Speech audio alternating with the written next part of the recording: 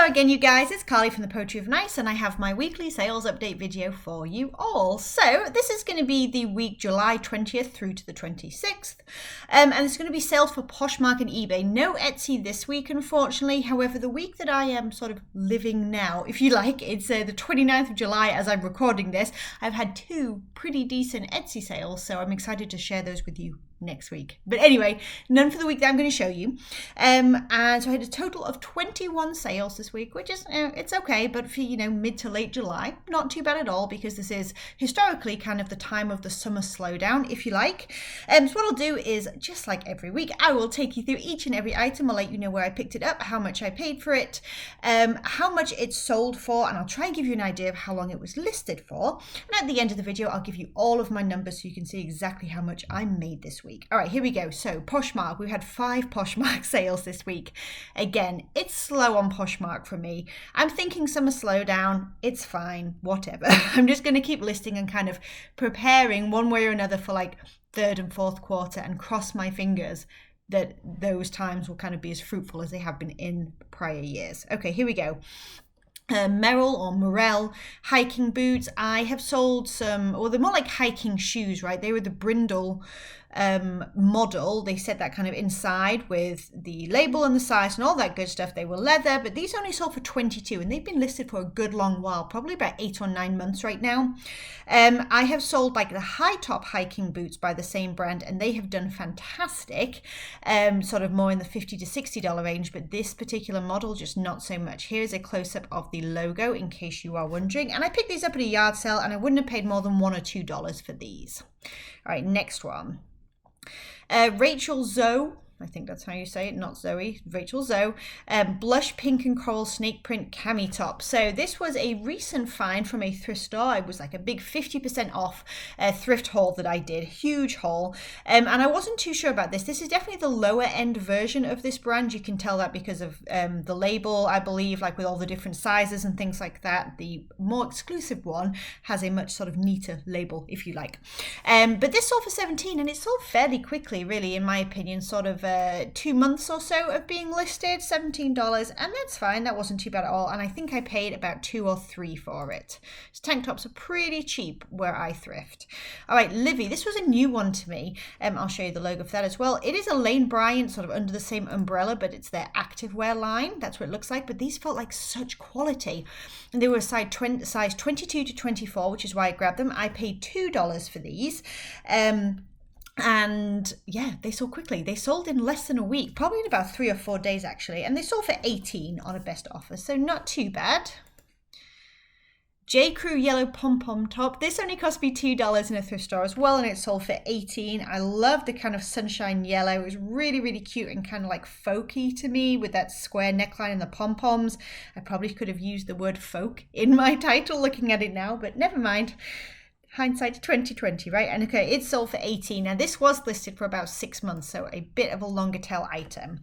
And the last Poshmark item was this Torrid top. This was a recent find as well, actually in the same thrift haul as the other item I spoke about, the Rachel Zoe top. So not long at all since I picked this up, and it sold for $20, and it was just a little kind of high-low tank top, size 1, which is Torrid, vanity sizing, meaning like a 1X, and obviously it sold for $20 there and cost me about $2 as well. All right, on to eBay. This was an item that was, I believe, gifted to me when all of the great unpleasantness began, and I was running out of inventory. Some very, very kind people sent me some inventory, and I think this was one of those items, and it sold for $13. It's just a very basic Madewell v-neck top, the Whisper Cotton v-neck, if you're interested. I know that because where you get like the fabric content and things like that, you often get a style number for like J. Crew Madewell, and then you can find the exact name of the piece, which is very useful. It was in a navy blue, and it, like I said, sold for $13, and it was listed for about 2 months or so, maybe just a little bit longer. Very, very basic piece. If I found it for $1 or $2, I would still pick it up again. Clark's black leather Mary Jane block heels. I really wanted to get more for these. So these actually sold for $21, but I was having a slow week. This was a slow week, especially the first half of this week for me. So I decided to take a best offer of $21, plus the shipping was kind of high here on eBay. I probably could have held out and gotten closer to the $30 mark, but yeah, executive decision in the moment, I guess. Right, next item. Chico Chartreuse Lime Green button-up shirt. This has been listed for a long time. I was happy to see it go. $13 for this. I wouldn't have paid again more than $1 for this, and it was probably listed close to a year. This was a very quick flip. This was a very recent thrift haul that I just put up on my channel as well if you're interested. Soma Intimates Black Vanishing Back bra, and it's the front fastening. I always like picking up the Soma bras, especially when they have the front clasp. Those can be really popular. This sold for $22 on a best offer, so not bad since it was listed for $24.99 in about 48 hours of being listed. So nice quick flip there. And I paid about $3.50 for that, I think, at the thrift store. Next is CAbi navy blue white boat stripe maxi dress. Okay, that was a mouthful, wasn't it? This is the sort of the newer tag CAbi, as we all say, even though this is now not really a new tag. It's just not the very old tag. But this evidently was a very popular style. CAbi, just like the J. Crew that I mentioned to you and Madewell, has the style number down on that little tag with the fabric content. You can check that out before you buy if you want to run comps and see if it's a worthwhile piece. This piece I paid $3.50 for at a thrift store. It was listed for about a month and a half, about 5 to 6 weeks, and it sold for $35 on a best offer, and everything is plus shipping as well, of course. This is from that very same thrift store I just mentioned, the same haul. So this was Athleta. It was size extra small, but I really liked the dress, and it sold for a best offer of $30. And again, this was a $3.50 purchase, and again, just listed for sort of, this one would have been close to like 3 to 4 weeks, I think. White House Black Market. It was a silk faux wrap blouse. Looking back, that wasn't a very good photograph of it and didn't really show it off. This item has been listed for ages, about 2 years, and I'm seeing why looking back. Like, I don't do my photographs like this anymore, and you really can't see the cut of the piece at all. So it was kind of a waste, I suppose. But anyway, it sold for $10. It's out of my hair, and I know better for the future. This vintage piece, vintage Cheerleader Varsity bomber jacket. I picked this up because of the novelty, and I think I got this at an estate sale for like $1, so I went ahead and grabbed it. It finally sold for $24. Again, this has been listed on all 3 platforms, eBay, Etsy, and Poshmark, for like 2 years plus at this point. So happy to send it on to its new home, I have to say. All right, this is another vintage item that has hung around forever. I got this at a rummage sale for like 25 cents. Vintage SeaWorld, like 90s color block. It's got Shamu on there. I thought, again, the novelty was really cool. Like, I like to sell like the vintage Disney hats, snapbacks, and things like that. SeaWorld, evidently not quite as popular. So it's hung out in my store for about 2.5 to 3 years, if you can believe that. All 3 stores. It finally sold for $24.49 on sale. So I still think I'd pick it up if I found it again, because I just thought it was cool, like the nostalgia of it, but definitely not a quick flip. All right, Victoria's Secret pink neon tropical palm leaf pocket tee. This was also a recent purchase at a yard sale. I paid $2 for this, I believe, and it sold for $17 on a best offer, and it sold within a day, so really quick flip there too. Ralph Lauren, red and white Southwest boat neck top. This was, I can't remember where I got this from, but I wouldn't have paid more than a couple of dollars for it. And I remember I picked it up purely because of the print. I like the Southwest style print. It was very kind of simple. And it sold for $14 on a best offer. So yeah, I would pick that up again for $1 or so, but I wouldn't pay more than that. This is another one of the games that my husband has given me to list because our Xbox broke in the move. Assassin's Creed. It sold for $14, I guess, on a best offer is what I have down here. So this one wasn't particularly popular, unfortunately.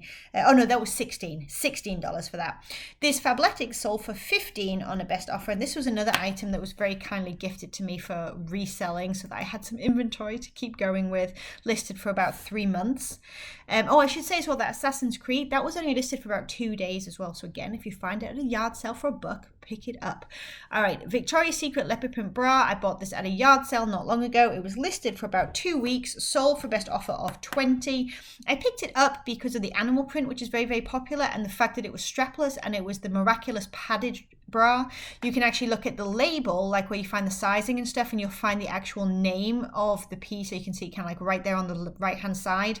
That will help you run comps and list it more effectively, because people who are looking for that particular style of bra will be able to find it. Just a tip. All this tan corduroy maxi skirt. This was about 50 cents at a filler bag sale that I went to, and it sold for the full asking price of $24.99 plus shipping. I do like me some Orvis, depending on the style, I have to say. And the last one is another one for my husband, so zero cost of goods here as well, other than the fact that he bought it for himself years ago. Resident Evil 2 Xbox One, and this sold again 2 days, so just like under sort of 48 hours for $29.99 plus shipping. All right, here come the numbers. So that was 21 items total. My gross sales this week was $424.47. My fees, so what I paid to the platforms to be able to sell on there, I always count as 20% across the board because Poshmark is 20%. eBay is almost there, even though things are changing now with PayPal and stuff. But I have a store subscription, so that's kind of conservative. That tends to be a very realistic number for what it costs me to sell online. So my fees would be $84.89. My cost of goods, so what I paid for every single item I showed you here. Now my average cost of goods is $1.69 per item. That's what it comes out to at the end of my fiscal year, what my CPA is presented with and all that good stuff. So that's what I use for these videos as well, my average cost of goods. And that would be for all these items here, a total of $35.49 that I put into these items. And so my net profit this week would be $304.09. So not too bad for the end of July. I'm very grateful for it. And I hope that things just keep going on up as we head towards fall. I don't know what that's going to look like this year. None of us do, obviously. But usually around this time, I'm starting to list like all my vintage collegiate wear and back to school items. And I don't know if those things apply in the same way as they did in other years. I guess we'll just have to try and find out. I haven't been able to source a lot of them either because I haven't been out the same way I normally would have been since like, you know, April, going to yard sales and rummage sales. So we'll just kind of roll with the punches this year, I think, and see how it goes. But I am going to be trying to list as much as possible so I have things ready for third and fourth quarter, like my stores as fully stocked as they can be. And then at the exact same time, I'm going to be trying to squirrel away as much as I can while the getting is good with yard sales and what sort of thrift store sales and things like that in boxes in my garage. I have 4 full totes so far that I put away for like fall and winter, so that if for any reason I can't source, or I would prefer not to source depending on how like flu season, all that kind of stuff goes, I have something to fall back on, and it's all good stuff. It's not just kind of like the dregs like it was when I first ran out of inventory earlier on in the year. All right, you guys, if you enjoyed this video, please do give it a thumbs up. And if you like thrifty content, thrift with me's, hauls, tips and tricks for selling online, please do think about hitting that subscribe button and coming back and hanging out some more, and I will catch you all in the next video. Bye, you guys.